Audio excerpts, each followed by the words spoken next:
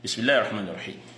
Today we are going to shed light on how to count the 7th day of Aqīqah, that is the 7th day of the birth of a child, which is the day of Aqīqah.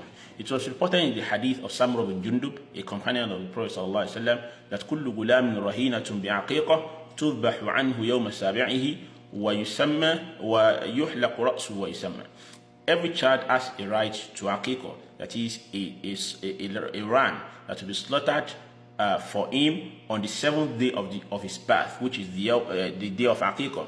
وَيُحْلَقُ رَأْسُهُ, and the head of the child will be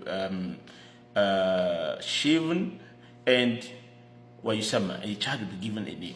This hadith was reported by Al-Imam Abu Dawood, wa Tirmidhi, wa Nasa'i, wa Ibn Majah, and considered to be authentic by Imam Al-Albani rahimahullah. Now, how do we count the 7th day? This is a matter that people, I believe, will be curious to know. And I personally have been asked on several occasions, how do we count the 7th day? Now, there is something we need to know. Firstly, the scholars who are of the opinion that it is sunnah to slaughter Aqīqah, that is the Jumhur, the Malikiyah, the Shafi'iyah, the Hanabila, and even the Zahiriyah, they unanimously agree that the Aqīqah will be done on the 7th day. There's nothing like the 8th day, which is somehow, an erroneous notion in some of our societies, that the Aqīqah will be done on the 8th day. No, even the Maliki school is of the opinion that the Aqīqah will be done on the 7th day. But the issue is, how do we count the 7th day? This is a contentious issue that was disputed by the scholars. The Maliki, which I would like to start with, the Maliki school, which is the prevalent school of jurisprudence in our society, they are of the opinion that the 7th day will be counted as thus, as following. If a child was born before Fajr on the day that he was born, then that day will be counted among the 7th day, among the 7 days. Then the Aqīqah will be done on the 7th day. Now, if the child was born after Fajr, if the child was born after Fajr on that day, the day will be cancelled. The day will not be counted among the 7 days of Aqīqah. That is the extant opinion of the Maliki school. And it was the narration that was reported by Ibn al-Qasim from Malik and documented as the prevalent opinion in the Maliki school. Khalil in his Mukhtasar said, وَأُلْقِيَ يَوْمُهَا إِنْ سُبِقَ بِالْفَجْرِ وَأُلْقِيَ يَوْمُهَا إِنْ سُبِقَ بِالْفَجْرِ. The day on which the child was born will be cancelled if the child was born after Fajr. And their opinion, their proof, because there is no textual or express textual proof which we can use to settle the jurisprudential dispute on this opinion. There is no textual proof. Each scholar or each party only rely on the linguistic interpretation of al-yawm, a day, in the Arabic language. The Maliki school is of the opinion that a day will have night and morning or evening.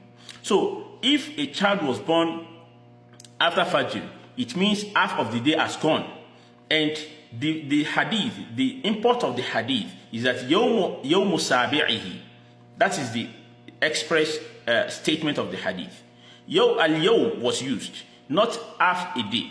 If a child, they are of the opinion that if a child was born after Fajr on that day, then that would be an half. That would be a half of the day. A half of the day.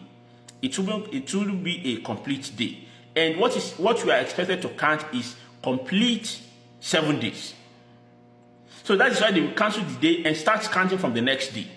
For instance, if a child was born on Friday, day 1 of the month, if he was born before Fajr on that Friday, day 1, then his Aqīqah will be on Thursday, day 7, according to the Malikiyah. But if the child was born after Fajr on Friday, day 1, then his Aqīqah will be on Friday, day 8. Friday, day 8. if he was born after Fajr on Friday, day 1. But if he was born before Fajr on Friday, day 1, then the Aqīqah will be on Thursday, day 7. Their own opinion, as I've mentioned earlier, is that a day will be complete if it contains night and day. So, if he was born after Fajr, half of the day is gone, then we'll cancel the day and start counting from the next day. And of course, this is the opinion of that was being applied by scholars in Yoruba land. It is only that some people who are not scholars understand. They took the understanding that, if because some children may be born after Fajr, then we do it on Friday, day 7 for day 8, for instance, then it's the 8th day. No, the opinion of the scholars is that it is the 7th day, but we won't count the day if he was born after Fajr. So no scholar will tell you that Aqīqah will be done on the 8th day. No, it is done on the 7th day. It's only that we won't count the day he was born if he was born after Fajr, because that is an half day. That is a half day. Then we'll have to count full days, because the hadith is that Yawm Sabi'i, 7 full days, not 6.5 days. That is the opinion of the Malikis, and it is the opinion that most of our fathers in Yoruba land do apply. It is not that they are against the Sunnah or they do not have regard for the Sunnah. No, they are trying to apply what they learned.